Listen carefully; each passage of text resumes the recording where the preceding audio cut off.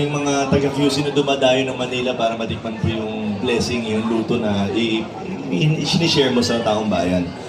Pero ngayong araw na to, ino-observe kita, sobrang kanina ka pa talagang tinatry mong asikasuhin lahat. And gusto ko ngayon huminga ka muna, mag-relax ka. And amen, alam namin kaya mo, pero tanda mo, Diwata, nasubaybayan namin yung kung paano ka nagsimula. Alam namin kung gaano kahirap yung mga pinagdaanan mo para makarating kung nasan ka ngayon. And tama yung sinabi ni Ara. Tandaan mo na huwag mong kakalimutan na kung saan ka nanggaling. Stay humble. And gusto ko lang ipaalam sa'yo na ang Panginoong Diyos ay kasama mo dito sa hirap at sa ginhawa at sa mga susunod pang tatahakin mo sa buhay. Dahil okay lang ba? Reach out natin yung kamay natin.